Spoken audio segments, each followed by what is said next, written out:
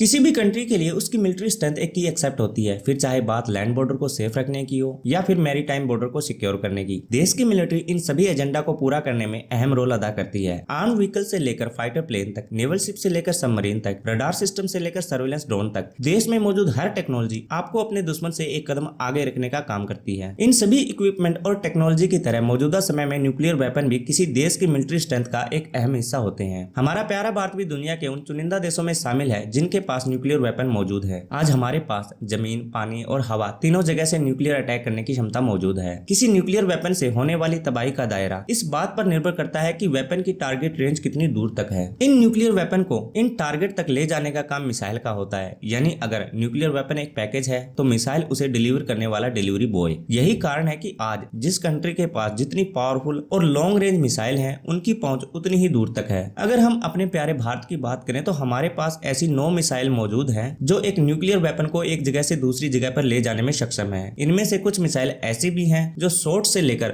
Long range तक अपने target को प्रिसाइसली हिट करने की क्षमता रखती हैं, तो वहीं कुछ मिसाइल स्मॉल से लेकर हैवी पेलोड को कैरी करने का दम रखती हैं। जनरली इन मिसाइल को 2 कैटेगरी में डिवाइड किया जाता है। इनमें से एक को बैलिस्टिक और दूसरी को क्रूज मिसाइल कहा जाता है। तो दोस्तों आज के इस वीडियो में हम इन दोनों मिसाइल को कंपेयर करेंगे। आखिर क्या है ये बैलिस्टिक मिसाइल, किस तरह से ये क्रूज मिसाइल से अलग है, क्या है इनकी स्ट्रेंथ और वीकनेसेस। लेकिन आगे बढ़ने से पहले आपसे रिक्वेस्ट है, प्लीज सब्सक्राइब करें इन्फॉर्मेटिव हिंदुस्तान को और फेसबुक और इंस्टाग्राम पर भी हमें फॉलो जरूर करें। बैलिस्टिक और क्रूज मिसाइल के डिफरेंस को समझने से पहले ये समझते हैं कि किस सिस्टम या टेक्नोलॉजी को मिसाइल कहा जाता है। देखिए, मिसाइल एक unmanned target guided weapon system होता है जिसका इस्तेमाल किसी टारगेट स्पॉट को डिस्ट्रॉय करने के लिए किया जाता है। बेसिकली मिसाइल किसी पेलोड यानी बॉम्ब या एक्सप्लोजिव को किसी सर्टेन लोकेशन तक ले जाने का काम करती है। जनरली मिसाइल को type, launch mode, range, propulsion, warhead और गाइडेंस सिस्टम के बेसिस पर क्लासिफाई किया जाता है। लेकिन आज हम जिन मिसाइल सिस्टम की बात करेंगे उन्हें प्रोजेक्शन बेसिस पर क्लासिफाई किया गया है और ये दोनों मिसाइल हैं बैलिस्टिक और क्रूज। सबसे पहले हम बैलिस्टिक मिसाइल के बारे में जानते हैं। सिंपल भाषा में कहें तो जब किसी मिसाइल के साथ गाइडेंस डिवाइस अटैच कर दिया जाता है तो वो मिसाइल सिस्टम बैलिस्टिक मिसाइल कहलाता है। जब ऐसी किसी मिसाइल को लॉन्च किया जाता है तो ये अर्थ के ग्रेविटेशनल लॉ के अकॉर्डिंग अपने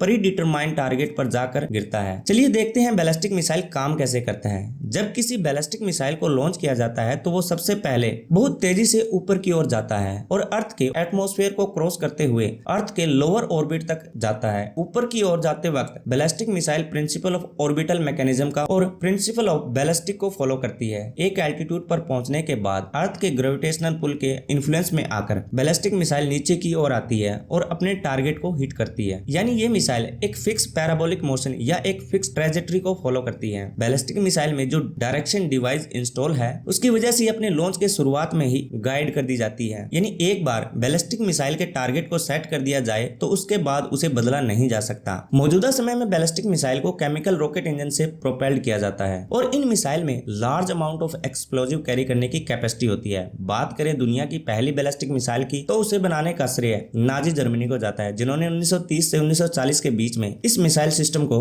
डेवलप किया था। Rocket scientist Wernher von Braun के सुपरविजन में दुनिया की पहली बैलिस्टिक मिसाइल बनाई गई जिसका नाम A4 या V2 है। इस मिसाइल का टेस्ट 3 अक्टूबर 1942 को हुआ था। सबसे पहले इस मिसाइल का इस्तेमाल सेकेंड वर्ल्ड वॉर में जर्मनी ने फ्रांस के खिलाफ 6 सितंबर 1944 को किया था और इसके 2 दिन बाद ही इस मिसाइल से लंदन को भी टारगेट किया गया था। इंडिया की बात करें तो हमारे पास पृथ्वी, अग्नि और धनुष जैसी बैलिस्टिक मिसाइल मौजूद हैं। बैलिस्टिक मिसाइल को रेंज के बेसिस पर 4 कैटेगरी में डिवाइड किया गया है। फर्स्ट कैटेगरी है शॉर्ट रेंज बैलिस्टिक मिसाइल यानी SRBM। इस रेंज में आने वाली मिसाइल 300 से लेकर 1000 किलोमीटर की रेंज में आने वाले टारगेट को डिस्ट्रॉय कर सकती है। सेकंड कैटेगरी है medium range ballistic missile MRBM। इनकी रेंज 1000 से 3500 किलोमीटर के बीच होती है। थर्ड कैटेगरी है इंटरमीडिएट रेंज बैलिस्टिक मिसाइल यानी IRBM। इनकी रेंज 3500 किलोमीटर से 5500 किलोमीटर के बीच होती है। इन्हें लॉन्ग रेंज बैलिस्टिक मिसाइल यानी LRBM भी कहा जाता है। फोर्थ और लास्ट कैटेगरी है इंटरकॉन्टिनेंटल बैलिस्टिक मिसाइल यानी ICBM। इनकी रेंज 5500 किलोमीटर से ज्यादा होती है। दोस्तों, क्रूज मिसाइल उन गाइडेड मिसाइल को कहा जाता है जो किसी फिक्स पैराबोलिक मोशन या ट्रेजेक्टरी को फॉलो नहीं करती। Normally cruise missile earth surface से 15 से 20 किलोमीटर की ऊंचाई पर उड़ती हैं। यानी ये मिसाइल अर्थ एटमॉस्फेयर के अंदर रहकर ही ऑपरेट करती हैं। लेकिन कुछ केसेस में इन मिसाइलों को इससे भी ज्यादा हाई एल्टीट्यूड पर लॉन्च किया जाता है, लेकिन फिर भी ये मिसाइल कभी भी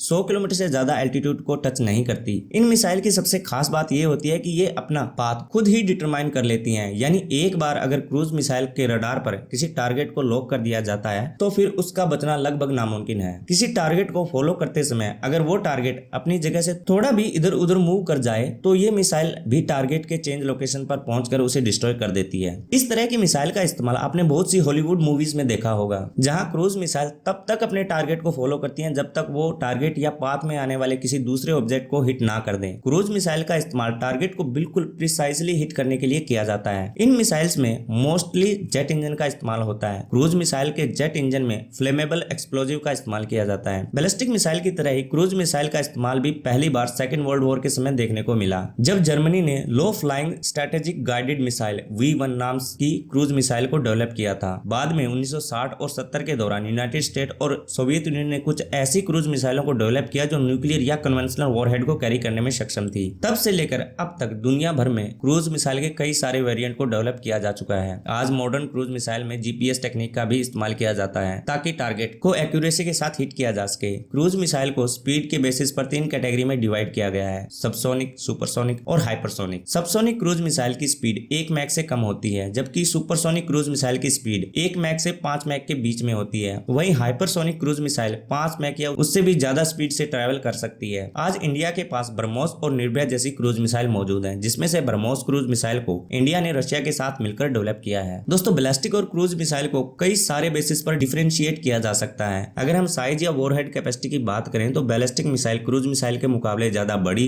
और ज्यादा पेलोड कैरी करने की क्षमता रखती हैं। लेकिन साइज में छोटा होना क्रूज मिसाइल को बैलिस्टिक मिसाइल पर एक एडवांटेज भी प्रोवाइड कराता है। साइज में छोटा होने की वजह से क्रूज मिसाइल को इंटरसेप्ट करना मुश्किल होता है। वहीं बैलिस्टिक मिसाइल अपने साइज की वजह से रडार पर इजीली डिटेक्ट हो जाती है। बैलिस्टिक मिसाइल के इजी इंटरसेप्शन होने के पीछे एक और कारण उसका पैराबोलिक मोशन या उसकी ट्रेजेक्टरी को भी माना जाता है। ऐसा इसलिए है क्योंकि लॉन्च होने के बाद बैलिस्टिक मिसाइल सबसे पहले अर्थ के लोअर ऑर्बिट तक 1500 से 2000 किलोमीटर के एल्टीट्यूड को कवर करती है। इस डिस्टेंस को कवर करने में उसे कुछ मिनट का समय लग जाता है, जो किसी एंटी मिसाइल सिस्टम को इसे इंटरसेप्ट करने का पर्याप्त समय दे देता है। वहीं अगर हम क्रूज मिसाइल की बात करें तो लॉन्च होने के बाद ये मिसाइल 100 से भी कम किलोमीटर का एल्टीट्यूड कवर करती हैं, जिसकी वजह से इन्हें आसानी से डिटेक्ट नहीं किया जा सकता। लेकिन ऐसा भी नहीं है कि इन डिसएडवांटेज की वजह से बैलिस्टिक मिसाइल हर फ्रंट में क्रूज मिसाइल से पीछे है। अगर आपकी नीड किसी दूर के टारगेट को हिट करने की है तो बैलिस्टिक मिसाइल आपका सबसे अच्छा ऑप्शन है। क्रूज मिसाइल के मुकाबले बैलिस्टिक मिसाइल कई गुना ज्यादा दूर के टारगेट को हिट करने की क्षमता रखती हैं। यानी बात अगर लॉन्ग डिस्टेंस के टारगेट को हिट करने की हो तो बैलिस्टिक मिसाइल पहली पसंद होती है। वहीं अगर बात एक्यूरेसी की हो तो क्रूज मिसाइल का सहारा लिया जाता है। बैलिस्टिक मिसाइल और क्रूज मिसाइल को स्पीड के आधार पर भी डिफरेंशिएट किया जाता है। बैलिस्टिक मिसाइल क्रूज मिसाइल के कंपैरिजन में ज्यादा स्पीड को अचीव करती है। एक एस्टिमेट के मुताबिक ICBM 24 मैक की स्पीड को टच कर सकती है। वहीं दुनिया की बेस्ट हाइपरसोनिक क्रूज मिसाइल भी 5 से 7 मैक से ज्यादा स्पीड को अचीव नहीं कर पाई है। इसके अलावा क्रूज मिसाइल के मुकाबले बैलिस्टिक मिसाइल ज्यादा महंगी भी होती है। दोस्तों, आज के वीडियो में बस इतना ही। लास्ट तक देखने के लिए आपका बहुत बहुत धन्यवाद। आगे भी आप अगर ऐसी कंपैरिजन वीडियो देखना चाहते हैं तो कमेंट में हमें जरूर बताएं। वीडियो को लाइक करें, शेयर करें, चैनल को सब्सक्राइब। धन्यवाद। जय हिंद।